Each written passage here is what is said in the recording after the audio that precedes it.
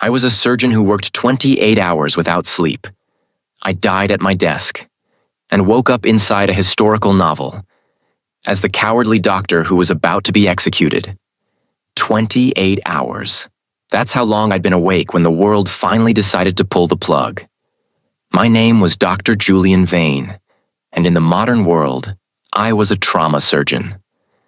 I was the guy you saw when the light was fading, the one who pulled people back from the edge with nothing but a scalpel and cold clinical precision. Before I collapsed, a nurse had laughed and shoved a phone in my face. It was a dark romance novel called The Commander's Silent Oath. The story was trash. The villain was a minor noble named Julian Vane, a pathetic, pampered coward who stole rare medicines to pay for his gambling debts and eventually died after failing to save the male lead's best friend. I remember muttering, "If I had that job, I'd at least know how to stop a hemorrhage," before my heart finally stopped in the ER break room. I didn't wake up in the afterlife. I woke up to the sound of a whip cracking against bone. My eyes snapped open to see a ceiling of dark, intricately carved oak. I wasn't wearing my blue scrubs. I was wrapped in heavy, expensive velvet. My hands, I looked at them immediately, were soft, pale, and shaking. The calluses from years of surgery were gone. "Master Julian, please stop him." I rolled out of the four-poster bed, my head thundering as the memories of the original Julian Vane flooded in. I was in the body of the man I'd just read about. I was the wastrel, the thief, the cannon fodder.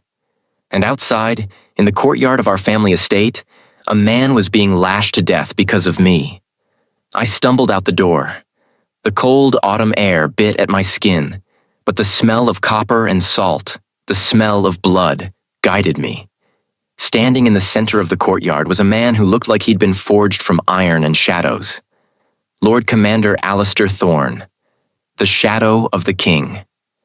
In the book, he was the cold-hearted hero. Right now, he looked like my executioner. He held a whip, and his eyes were like flint hitting steel.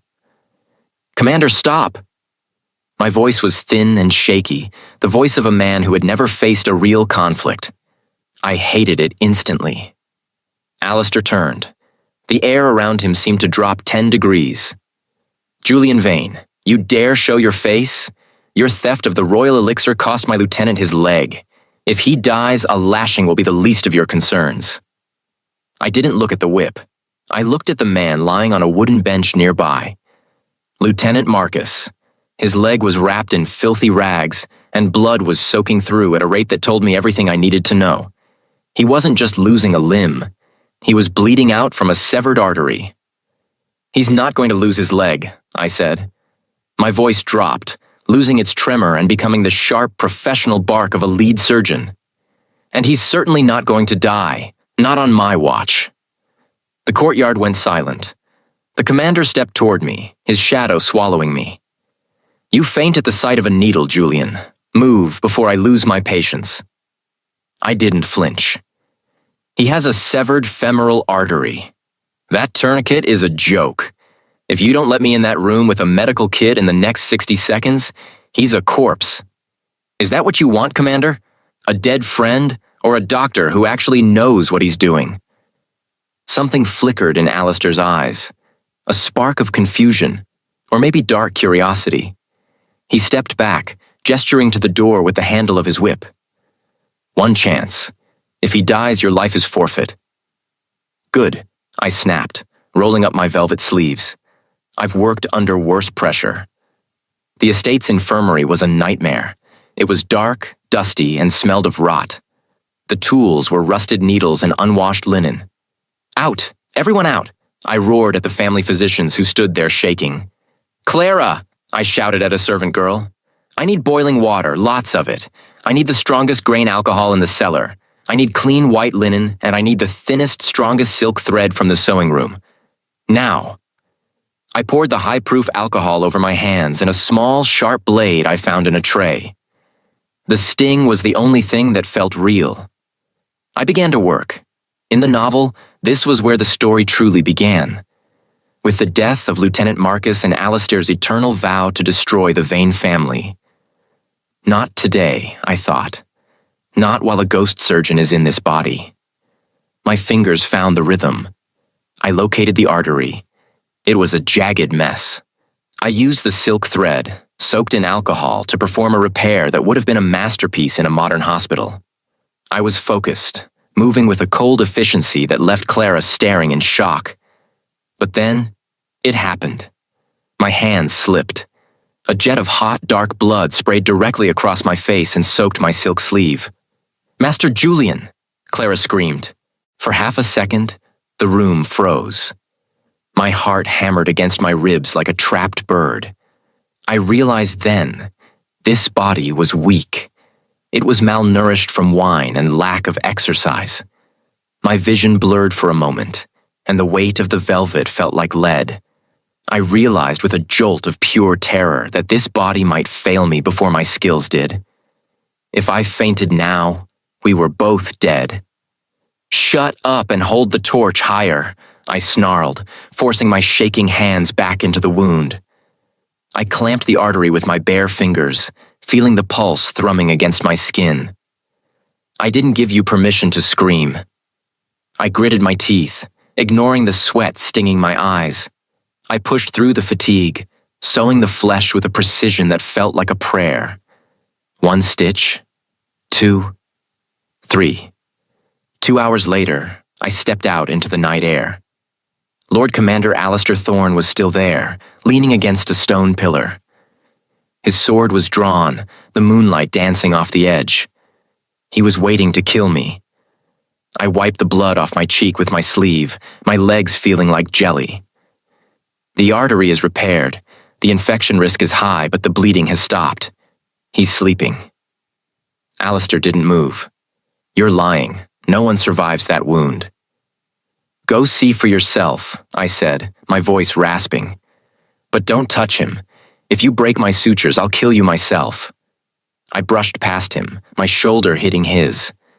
The old Julian Vane would have fainted from fear. I just wanted a bed. I woke up the next morning to my father, Lord Vane, the royal physician, standing over my bed. He wasn't proud. He was terrified. "What have you done?" he hissed. "The commander is a monster. If that soldier dies of a fever today, the king will execute our entire lineage for your arrogance." I sat up, my head spinning. "He won't die of a fever if you keep the wound clean." "You are a gambler, a thief," my father shouted. "And now you play God with the commander's lieutenant? You are nothing but cannon fodder in this court, Julian." I looked at him, this man who, in the novel, would watch his son hang without blinking. "Then it's a good thing I've decided to stop being a shame and start being a doctor. I need a clinic. Give me the old warehouse at the edge of the estate." "That ruin?" My father laughed. "Fine, take it. It will be a fitting place for your funeral." I spent the next week in a fever of work. I didn't go to the taverns. I didn't touch a drop of wine. I scrubbed the warehouse floors until my hands bled. I used my knowledge of chemistry to create basic soap and distilled alcohol. But every day, the pressure mounted. If the wound got infected, I'd be dead within the week. And the commander hadn't returned yet. Which meant the final verdict on the lieutenant's life wasn't in. I was living on a ticking bomb, waiting for the fever to strike or Alistair's sword to fall. Every evening, a shadow appeared in the doorway of the warehouse. Alistair. He didn't speak. He just watched me move heavy crates and organize herbs. He watched me as if I were a puzzle he couldn't solve. Finally, I snapped. "Commander, if you're here to kill me, get it over with. If not, hold this ladder. It's wobbly." To my shock, the cold god of war actually stepped forward. His massive, scarred hands gripped the wood. "Lieutenant Marcus woke up today," Alistair said, his voice a low vibration. He told me the man who saved him was a demon who could sew flesh like silk." I climbed down the ladder, standing inches from him. I didn't flinch. "I'm not a demon. I'm just a doctor. Now, are you going to help me or just admire the view?"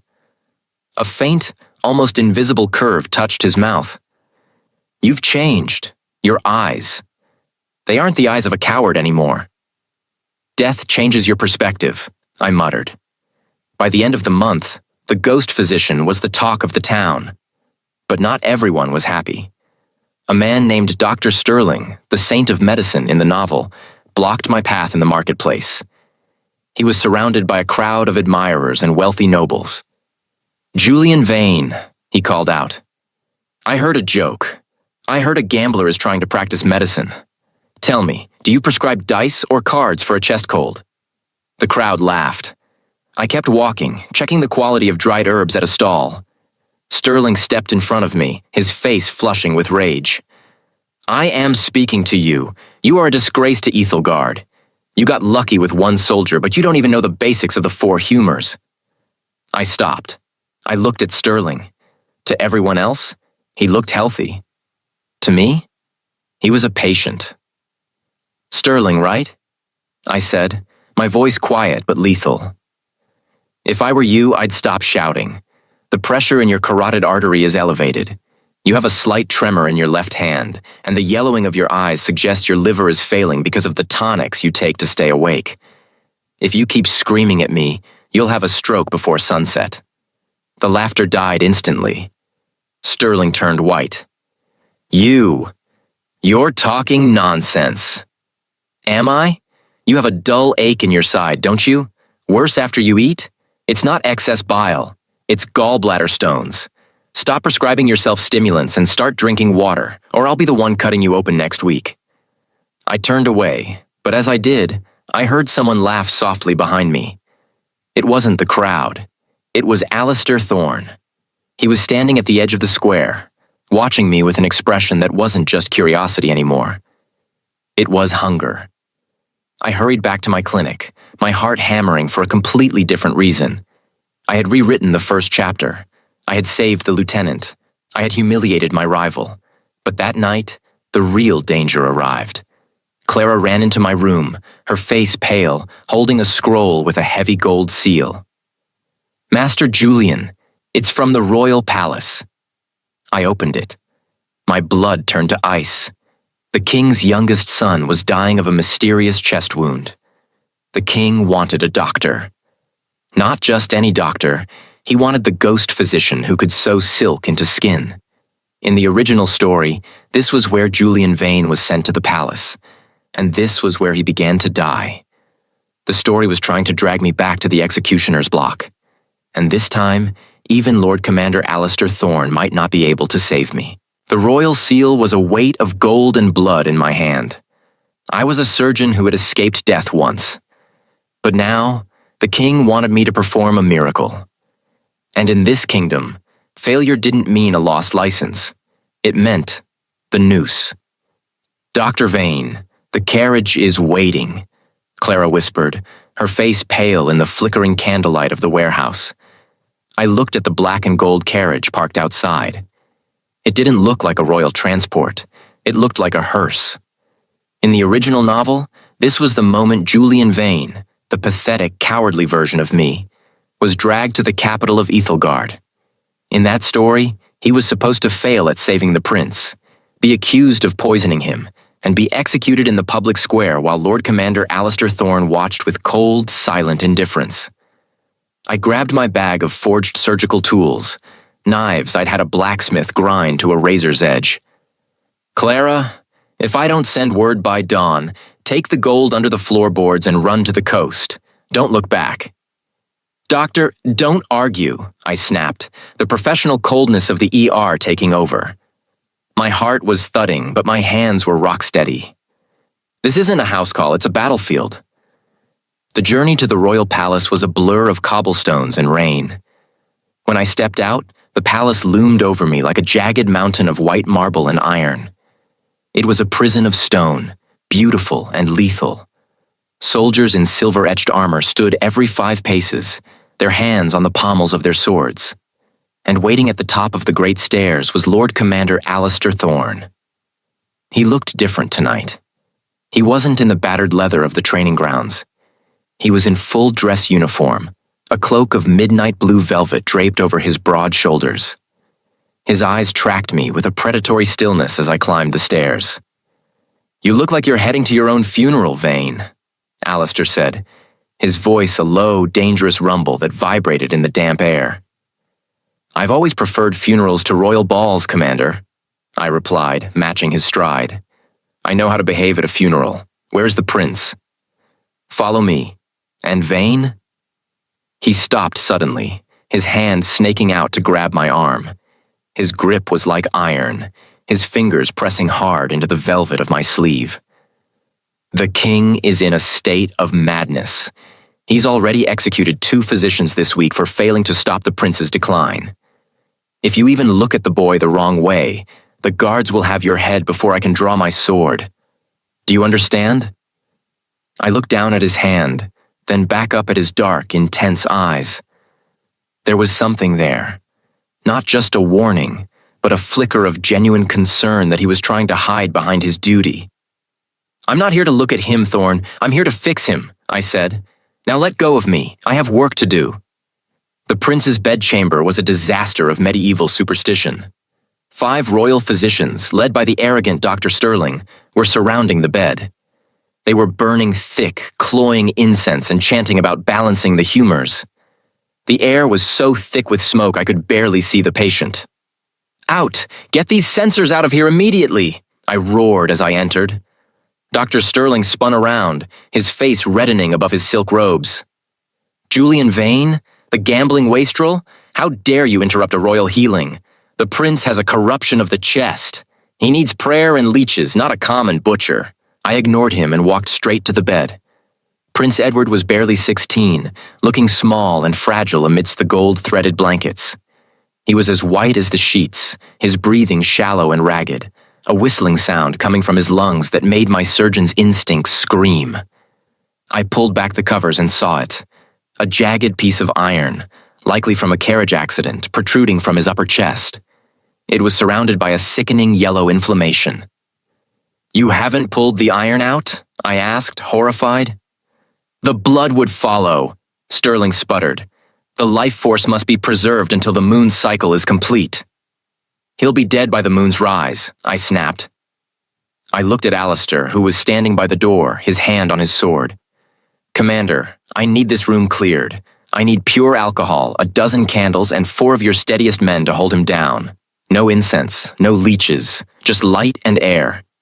"You would defy the Royal College?" Sterling screamed. Alistair didn't say a word. He simply drew his sword an inch from its scabbard.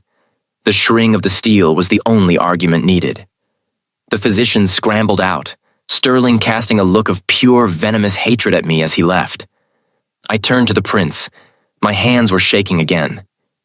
This body, it was still so weak, so prone to fatigue. I reached into my bag and pulled out a small vial of poppy extract I'd distilled. It wasn't modern anesthesia, but it would have to be enough to keep him from thrashing. "Alistair, hold his shoulders," I commanded. The commander moved to the head of the bed. He didn't question me. He placed his massive scarred hands on the boy's shoulders. I took a deep breath, centered my mind on the thousands of surgeries I'd performed in my past life, and began to cut. The room fell into a terrifying silence. I worked with a speed that left the guards breathless. I had to bypass the rib without breaking it, a technique that simply didn't exist in this century.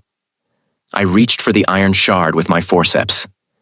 "Steady," I whispered to myself. But as I pulled the shard, the prince's body gave a violent, involuntary lurch. Snap. A jet of bright arterial blood sprayed directly into my eyes, hot and metallic. I was blinded. The sound of a flatline echoed in my mind from a life I'd lost, even though there were no monitors here. The prince's pulse beneath my fingers faltered. It stopped. "He's not breathing!" A guard shouted, his voice cracking. "The doctor killed him!" "Vane!" Alistair's voice was like a whip. I didn't panic. I couldn't. I wiped the blood from my eyes with a filthy sleeve and dived back in. My fingers were inside the prince's chest. I felt the heart. It was a small, still muscle, cold and unmoving. 1, 2, 3. I began internal cardiac massage, manually squeezing the prince's heart with my fingers. "What are you doing?" Alistair hissed, his face inches from mine, his eyes wide with horror. You're touching his soul.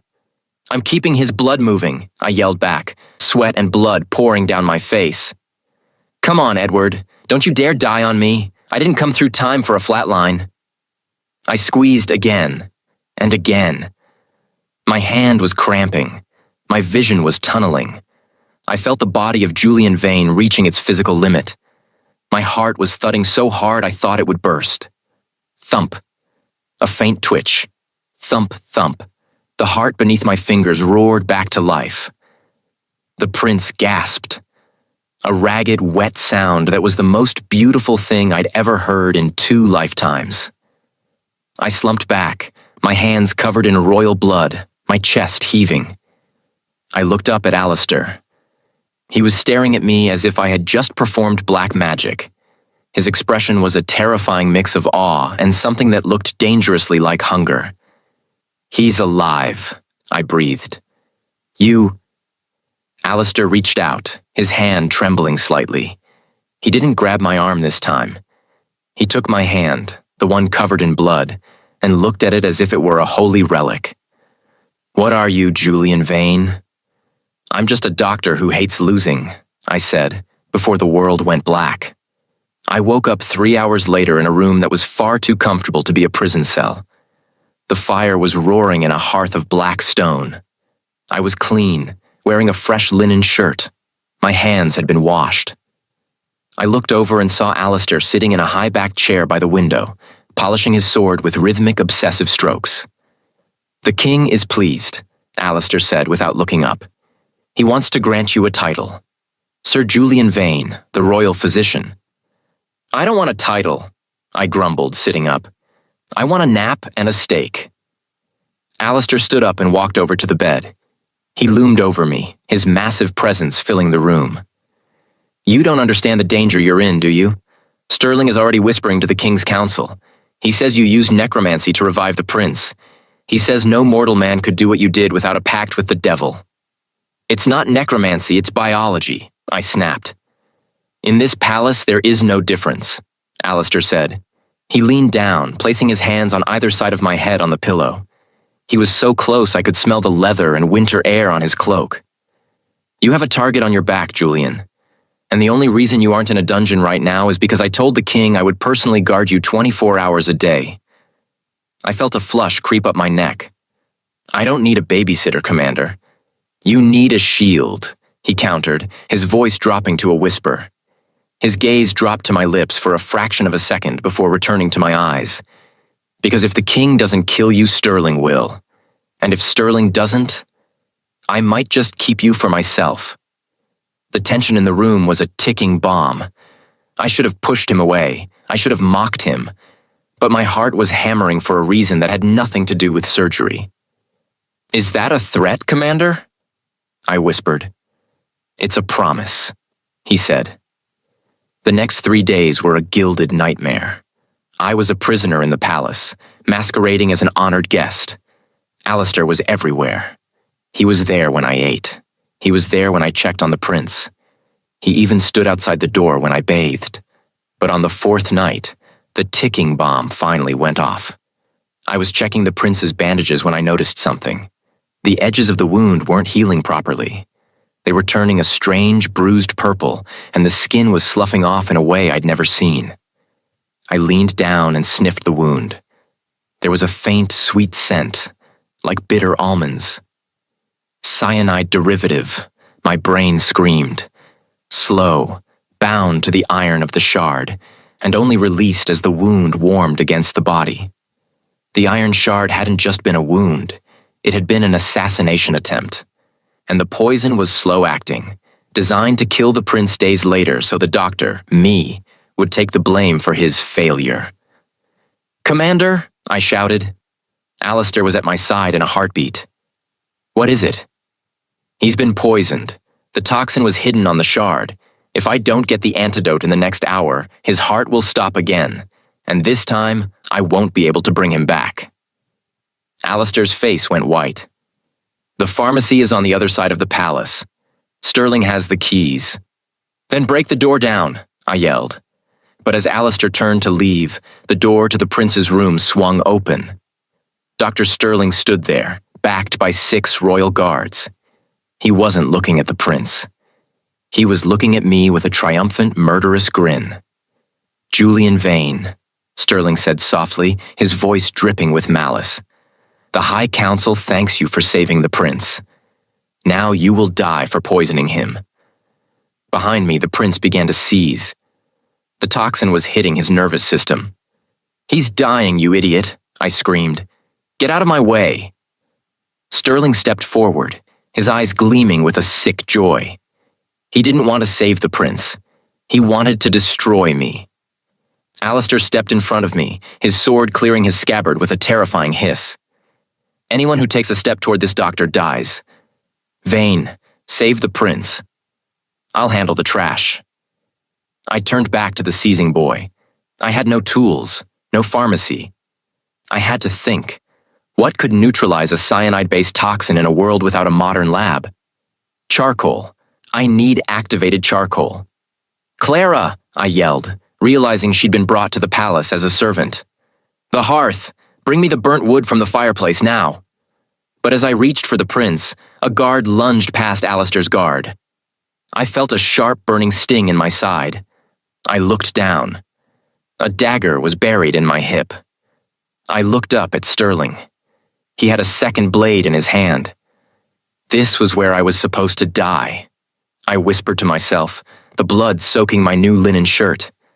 The room erupted into chaos. Steel clashed against steel as Alistair roared in fury, a shadow of death in the center of the room. The prince was dying. I was bleeding. And for the first time since waking up in this world, I realized that my medical knowledge might not be enough to rewrite a destiny that had already decided to kill us all. I was bleeding out on the royal carpet, but I had a heart to restart. The dagger in my hip burned like a brand. But if I fell now, the prince died, Alistair hung, and my second life ended before it truly began. "The charcoal! Clara, the charcoal!" I screamed over the clash of steel. The room was a vortex of violence. Lord Commander Alistair Thorne was a whirlwind of dark steel, his blade parrying 3 guards at once to keep them away from me. Every time a guard stepped too close to the bed, Alistair didn't just block them, he dismantled them. Clara scrambled toward the hearth, her hands shaking as she grabbed a blackened log of oak. She smashed it against the stone floor, gathering the soot and charred remains into a silver chalice. "Doctor, here," she cried, dodging a stray spear. I grabbed the cup. My vision was swimming, the blood loss from my hip making the world tilt. I looked at the prince. His skin was turning a mottled, dusky blue. He was no longer seizing, he was still. That was worse. His respiratory system was shutting down. "Alistair, I need his mouth open." The commander didn't hesitate. He kicked a guard back, stepped over a fallen body, and used his left hand to pry the prince's jaw open. His eyes met mine. They were bloodshot, frantic, and filled with a silent plea. "Save him. Don't die." I shoved the crushed charcoal down the prince's throat, followed by a drench of water. It was a crude, ancient version of an absorbent. It had to bind to the cyanide in his stomach before his blood finished carrying it to his brain. "Now, the hip," Alistair growled, his voice raw. He saw the blood soaking my trousers.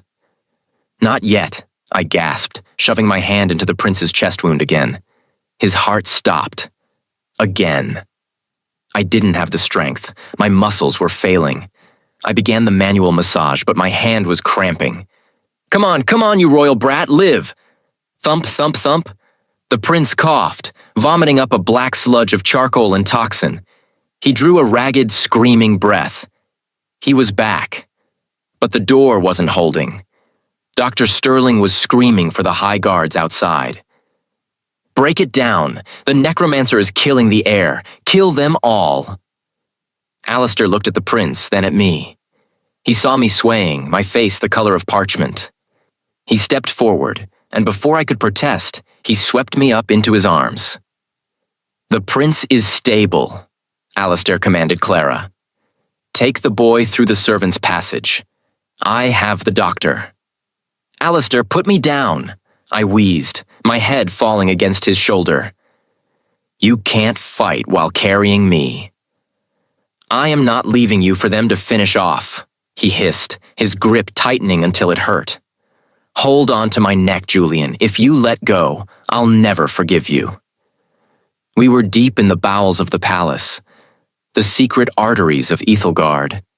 Alistair carried me through damp stone tunnels that smelled of salt and ancient dust. Every time my head licked back, I could see the dark stain of blood on his blue velvet cloak. My blood.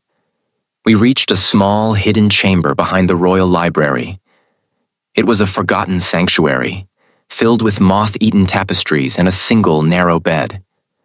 Alistair laid me down with a gentleness that didn't match the blood on his sword. He immediately tore away the fabric of my trousers, his jaw tight as he inspected the dagger wound in my hip. "It's deep," he muttered, his breath coming in jagged hitches. "Sterling didn't just want you arrested, he wanted you dead." "I need alcohol and a needle," I whispered, the adrenaline finally wearing off, leaving only the cold, biting pain. "I'll do it," Alistair said. You're a soldier, not a surgeon." "I've stitched 100 wounds on the battlefield while arrows rained down on us," he said, looking me dead in the eye. He took a bottle of brandy from a hidden cabinet and poured it over the wound.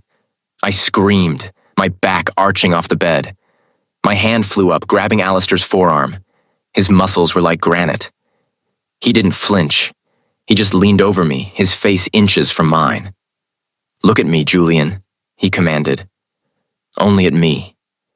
I focused on his eyes, dark, stormy, and filled with an intensity that made the pain seem secondary.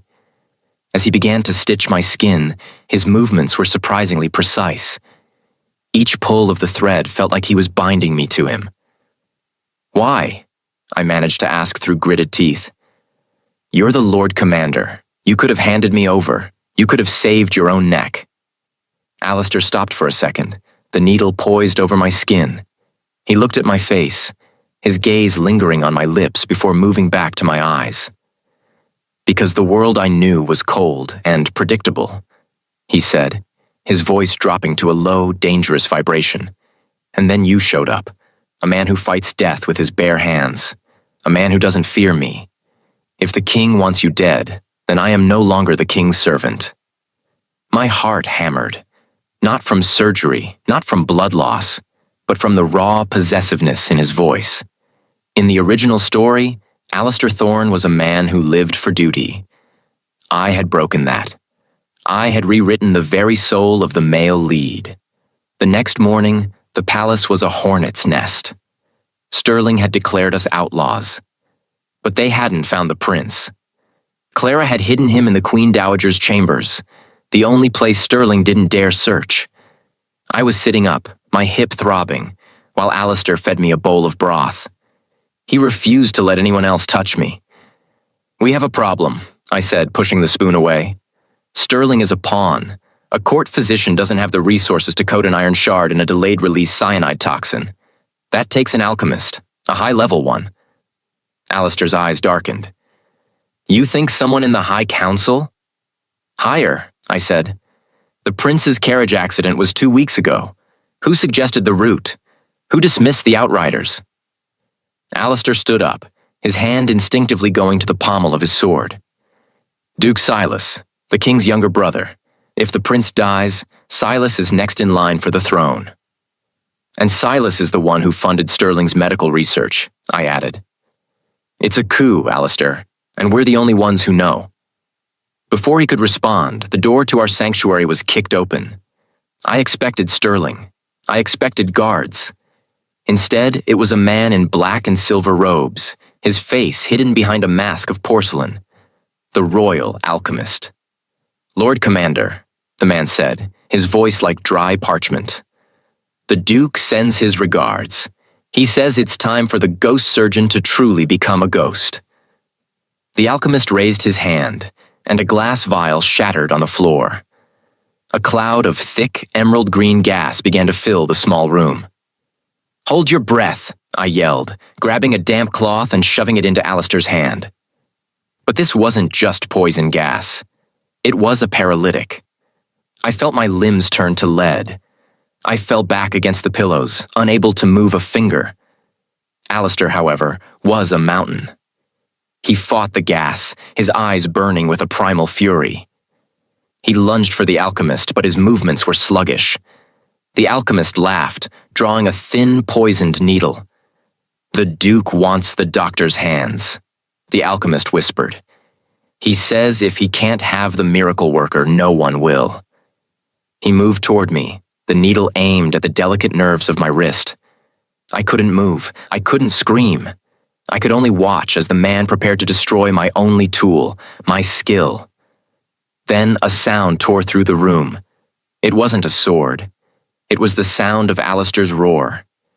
He didn't use his blade. He threw himself between me and the alchemist, taking the poisoned needle directly into his own shoulder. He grabbed the alchemist's throat with one hand and crushed. The sound of the porcelain mask shattering was followed by a sickening crunch of bone. Alistair threw the body aside like a rag doll, but he was stumbling now. The paralytic and the poison from the needle were hitting him at once. He collapsed onto the bed, pinning me beneath his heavy frame. His breathing was heavy, his skin burning hot. "Alistair," I whispered, my voice returning as the gas dissipated. Did he touch you?" Alistair gasped, his forehead resting against mine. "No. You saved me, again." "Good," he breathed, his eyes losing focus. "Because I decided, if I can't protect you, I'll burn this entire kingdom to the ground myself." I reached up, my fingers finally moving, and cupped his face. "Stay with me, Alistair. That's a medical order." But as I looked toward the open door, I saw a shadow. It wasn't the alchemist. It was the king himself, standing in the doorway, flanked by 100 guards. The king looked at the dead alchemist, at his paralyzed Lord Commander, and then at me, the blood-stained doctor holding his favorite general. "Julian Vane," the king said, his voice cold as the grave. "You have corrupted my general. You have kidnapped my son. And now you have murdered my alchemist." He raised his hand. "Burn the room. Leave nothing but ash." I looked at Alistair, then at the torches the guards were raising. This wasn't the ending of the book. In the book, I died alone. Now the entire kingdom was going to burn with me. The king gave the order to burn us alive. Alistair was paralyzed by poison, pinning me to the bed. The smell of oil and smoke was already filling the room. In the original story, Julian Vane died begging for mercy. But Julian Vane was dead. I was a surgeon, and I wasn't finished with this patient yet. "Burn it," the king's voice echoed, a hollow, metallic sound through the iron doors. Torches hit the heavy velvet curtains. The room ignited in a roar of orange flame. The guards backed away, sealing the doors with heavy bolts. They didn't want to fight a Lord Commander. They just wanted to watch him turn to ash. Alistair groaned, his muscles twitching as he fought the paralytic. "Julian, go! The window, jump!" "Shut up, Alistair!" I hissed, my hips screaming in pain as I rolled him off me. I looked at the alchemist's body on the floor. He had carried a satchel. I dragged myself to it, my fingers frantic, ignoring the heat singing the hair on my arms. Come on, there has to be a neutralizing agent. I found it, a vial of clear, pungent liquid. It was a high-concentration stimulant, basically medieval adrenaline. I didn't drink it. I shoved the needle into Alistair's neck. Argh! He bucked, his heart jump-starting like a dying engine. His eyes flew open, the dark pupils flooding with life. "The fire, Alistair, now!" He didn't waste a second. He grabbed me, holding me against his chest with one arm while he unsheathed his heavy broadsword. He didn't head for the door. He headed for the wall behind the tapestry, the one I'd noticed had a draft earlier. With a roar of pure, adrenaline-fueled strength, he swung the blade. The ancient stone, weakened by age, crumbled. We tumbled through the gap just as the ceiling of the sanctuary collapsed in a rain of fire. We fell into the palace gardens, the rain washing the soot from our faces. Alistair hovered over me, his hands shaking as he checked the blood soaking my hip. "You're insane," he whispered, his voice thick with emotion. "You could have jumped. You stayed in the fire for me." "I told you," I gasped, clutching his soaking wet cloak. "It's a medical order. You don't get to die until I say so." He leaned down, his forehead pressing against mine, his breath warm in the cold night. "Then I am yours, Julian. My life, my sword, my soul. Use them however you wish."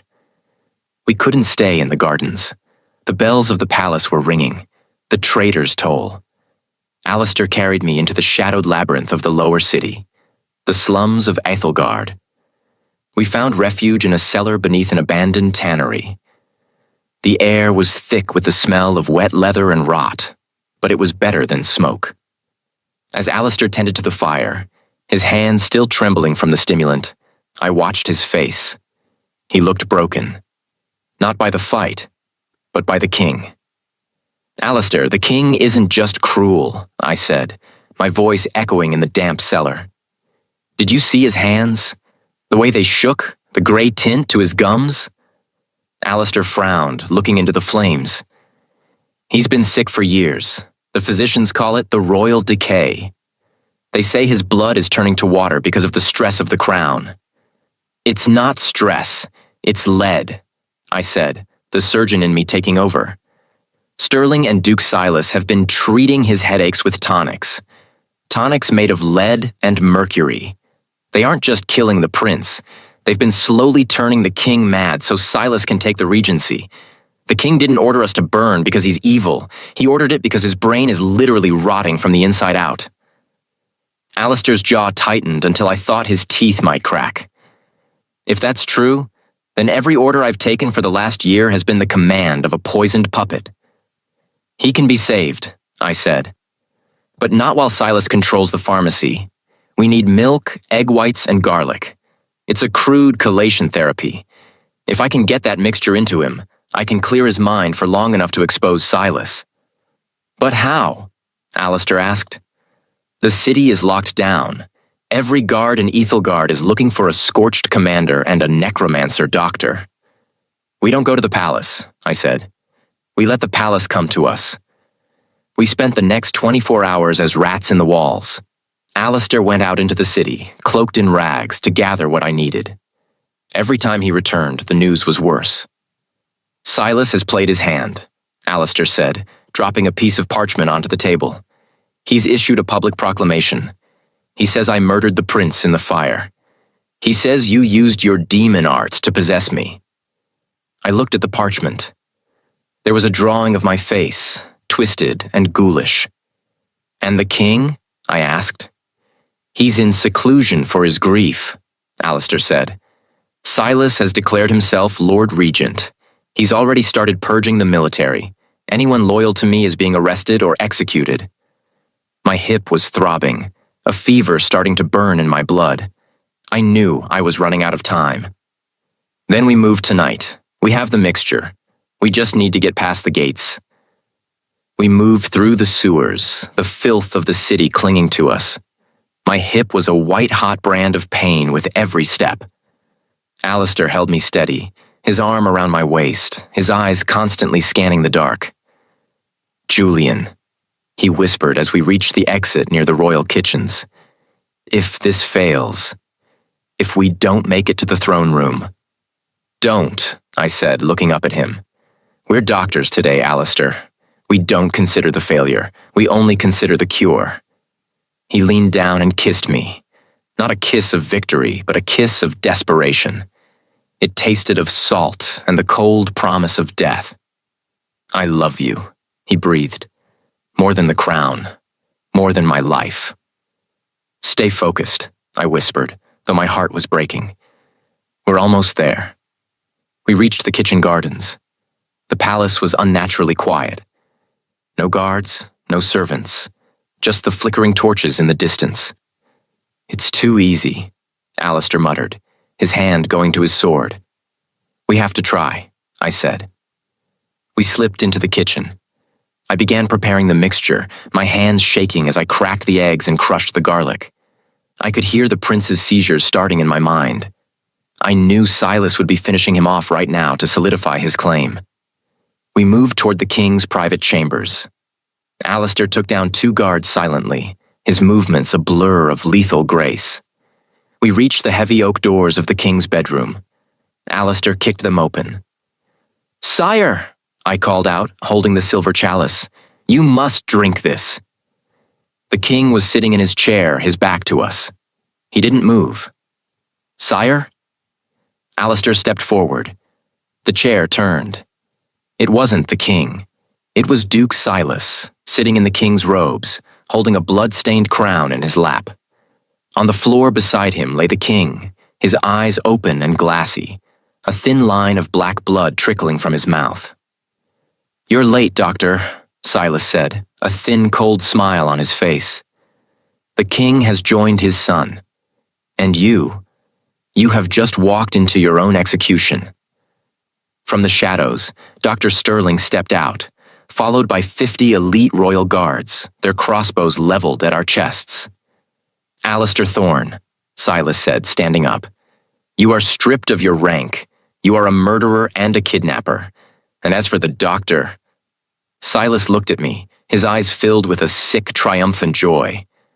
I think I'll keep his hands in a jar on my desk, to remind me of the miracle he couldn't perform. "Alistair, run!" I yelled.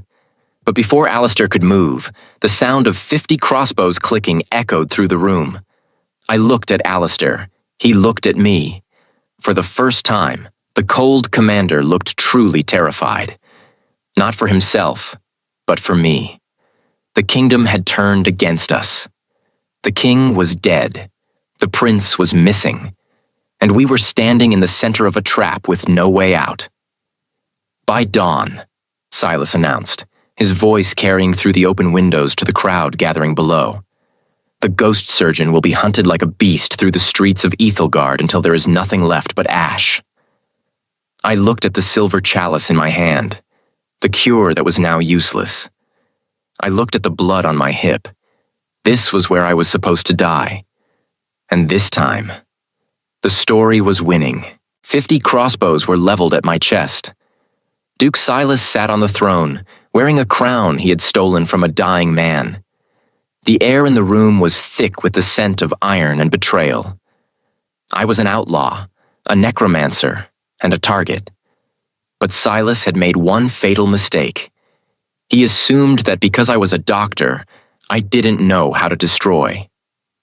"Kill the commander," Silas said, his voice bored, as if he were ordering a meal. "And bring me the doctor's hands." The guards' fingers tightened on their triggers. I felt Alistair shift beside me, his body tensing like a spring made of steel. He was going to throw himself in front of the bolts. He was going to die for me. "Wait!" I roared, my voice echoing through the vaulted ceiling. I didn't look at the guards. I looked at Silas. "You want my hands? You'll have to take them from a corpse that has already poisoned you." Silas froze. His hand went to his throat. "What?" "The silver chalice," I said, pointing to the cup Alistair had carried. "I didn't prepare a cure for the king in the kitchens. I prepared a volatile contact poison. You've been sitting in this room, breathing the vapors for 10 minutes. Look at your fingernails, Silas. Are they turning blue yet?" Silas looked down at his hands. He was a paranoid man, a man who lived in fear of the very shadows he created. His fingernails were perfectly fine, but the suggestion, the psychological scalpel, was already deep. "Sterling!" Silas screamed, turning to the rival physician. "Is he lying?" Sterling stepped forward, squinting at Silas. I don't see— "That's because it's a modern toxin," I yelled, stepping forward. "It attacks the nervous system before the skin. In 30 seconds, your heart will stop, Silas, and only I have the neutralizing agent in my pocket." In the chaos of Silas's panic, Alistair saw his opening. He didn't go for Silas. He grabbed the heavy oak table and flipped it with a roar of strength, creating a barricade just as the first volley of bolts was fired. Thwip, thwip, thwip. The wood groaned under the impact. Alistair grabbed me by the collar and hauled me behind the stone pillar. "Was it true?" Alistair gasped, his eyes wild. Is he poisoned? Of course not, I hissed, checking my hip. It was garlic and milk, but it gave us 5 seconds. 5 seconds is all I need, Alistair said. He looked at me, a dark, fierce smile breaking through the soot on his face. Stay down. If you get hit, I'll have to kill everyone in this room twice. He didn't use a sword. He used a mace he'd snatched from a fallen guard. He was a shadow of death, a Lord Commander who had been pushed too far. He moved through the elite guards like a harvest scythe through wheat. But we were still outnumbered. The doors were barred. Then, the stained glass window behind the throne shattered. For the prince, a voice cried. Clara plummeted into the room, followed by 20 men in the tattered remains of the City Watch, Alistair's loyalists. And in the center of them, protected by a shield, was Prince Edward. He was pale, leaning on a cane, but he was alive. Silas! The prince screamed, his voice high and clear. The king is dead by your hand, but his heir still breathes. The royal guards froze. They looked at the duke, then at the prince they had been told was a pile of ash. The momentum of the room shifted like a breaking wave.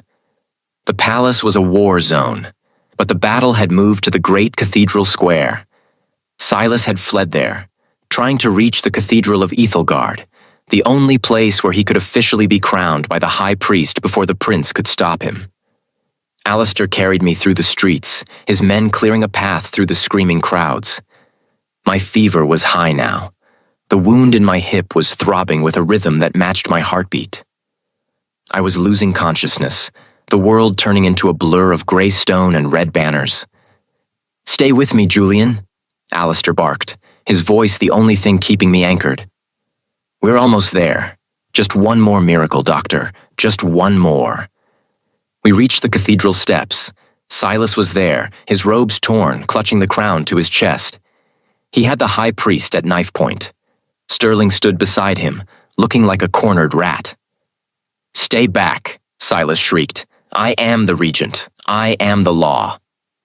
The crowd, thousands of citizens, watched in a terrifying silence. You are a murderer, Alistair shouted, stepping forward and setting me down against a stone lion. He turned to the people. Look at your prince. Look at the man Silas tried to burn, and look at the doctor Silas calls a demon. Prince Edward stepped forward, but as he did, he collapsed. The delayed toxin, the cyanide on the iron shard, wasn't done with him. His lungs seized. He fell to the cold stone, his face turning that dusky, terrifying blue. He's dying, someone screamed. The prince is dying again. Silas laughed, a high, broken sound. See, the curse of the veins, even his miracles fail. The crowd began to murmur, the air turning thick with the threat of a riot. If the prince died here, Silas would win. The people would believe the necromancy had failed. I looked at my hands. They were shaking. My vision was tunneling. I am a surgeon, I told myself. I don't care about crowns. I don't care about kingdoms. I have a patient on the table. I crawled to the prince. My hip gave way, and I fell beside him, my blood staining his white silk shirt. Alistair, I whispered. I need my bag. Alistair was there in a heartbeat, shielding me with his body. He placed the bag in my hands. Julian, you can't, he whispered, his eyes filled with tears. You're too weak. You'll die right here. Then I die a doctor, I said. I looked at the prince. His heart was stopping. I didn't have time for a slow antidote. I had to perform an emergency thoracotomy, open heart surgery, in the middle of a muddy square in front of 5,000 people with a fever of 104 degrees. Alistair, hold the crowd, I commanded. Don't let them see the blood. Just let them see the result. I took the scalpel. My hand, which had been shaking a second ago, became as steady as a mountain. I cut. The crowd gasped. The sound was like a giant intake of breath. I didn't have anesthesia. I didn't have a sterile field. I had only my knowledge of a world 1,000 years away. I reached inside. The prince's heart was struggling against the fluid buildup caused by the toxin. I drained the pericardial sac with a hollow needle, the dark fluid spraying onto the stone. "Live," I whispered. "Live, you brat. Don't let the bad guy win." I began the manual massage. 1, 2, 3. The silence was absolute. Even the birds seemed to stop singing. Silas was staring, the crown forgotten in his hands. Sterling was hyperventilating. Thump, thump, thump. The prince's chest surged. He drew a great racking breath that echoed through the square. He opened his eyes. "The prince lives," Alistair roared, his voice breaking with a sob of relief. "The miracle is real." The square erupted. It wasn't a riot. It was a celebration. The guards who had been protecting Silas dropped their spears. They knelt. Silas tried to run, but the crowd closed in on him like a forest of angry shadows. He was dragged down before he could reach the cathedral doors. Sterling tried to slip away, but I looked up, my vision fading. "Sterling." Alistair didn't even wait for the command. He moved like a shadow, his hand catching Sterling by the throat. "My doctor has a diagnosis for you, Sterling," Alistair hissed. "It's terminal." He threw the rival physician to the city watch. I felt the ground turn to water. I felt the cold stone against my cheek. I had done it. I had rewritten the ending. The prince was safe. The villain was gone. And as the darkness finally took me, I felt a pair of strong, scarred arms wrap around me. "I've got you, Julian," Alistair whispered into my ear, his voice the last thing I heard. "I've got you. You're never going back to that other world. I won't let you." I woke up 3 weeks later. The air was sweet with the scent of lavender and clean linen. The sun was streaming through a window that overlooked the royal gardens of Ethelgard. I tried to move, but a sharp sting in my hip reminded me of the price I'd paid. "Don't move, Sir Julian." I looked over. Prince Edward was sitting in a chair by the bed, reading a book. He looked healthy, vibrant even. He had a small scar on his chest, visible through his open collar. A surgeon's signature. "You're calling me sir now?" I grumbled, my voice raspy. "The king is dead, Julian," Edward said, his expression turning solemn. "I am the king-elect, and my first decree was to grant you the title of Grand Physician and a seat on the High Council." "I told you before," I said, rubbing my face. "I don't want to be a politician." "Alistair said you'd say that." Edward smiled. It was the same smile he'd had before the world fell apart. "He's waiting for you." In the courtyard. I managed to stand, leaning on a cane of polished blackwood. I walked slowly through the palace I was once supposed to die in. The servants bowed, not in fear, but in genuine respect. I wasn't the wastrel vein anymore. I was the ghost surgeon. I reached the courtyard. Alistair was there, standing by a stone fountain. He wasn't in his armor. He was wearing a simple tunic of dark blue, his hair wind-blown. He looked peaceful. "The prince says you're the king now," I said, leaning against a pillar. Alistair turned. The moment his eyes met mine, that familiar possessive heat flared in them, but it was softened by a deep, quiet relief. He walked to me, his boots clicking on the stone, and stopped just inches away. "I resigned my commission," Alistair said. I blinked. "You what? You're the Lord Commander. The kingdom needs you. The kingdom has a king who can walk and a council that isn't poisoned," Alistair said. He reached out, his hand hovering near my face before finally cupping my jaw. His thumb traced the line of my lip. "I spent my life fighting for a crown that didn't love me. I've decided I'd rather spend the rest of it guarding a doctor who does." My heart skipped a beat. "Alistair, I have a clinic to run. I have students to teach. I'm going to be busy. I'm going to be difficult." "I know," he whispered, leaning down until our foreheads touched. And I'm going to be right there. Every time you skip a meal because of a surgery, I'll be the one who feeds you. Every time you stay up for 28 hours, I'll be the one who carries you to bed. You aren't going to die at a desk in this life, Julian. I won't allow it. I looked into his stormy eyes and realized that the original story was gone. The script had been burned to ash in the fire. In the novel, I whispered, we were enemies. The novel was a lie, Alistair said. This is the truth. He leaned down and kissed me. It wasn't a kiss of desperation or a kiss of war. It was a kiss of a second chance. It tasted of the future. 1 year later, the Ethelgard School of Surgery was the largest in the West. We didn't use leeches. We used soap. We didn't use prayer. We used anatomy. I was standing at the head of a lecture hall looking out at 50 students. Among them were commoners, nobles, and even a few former battlefield medics.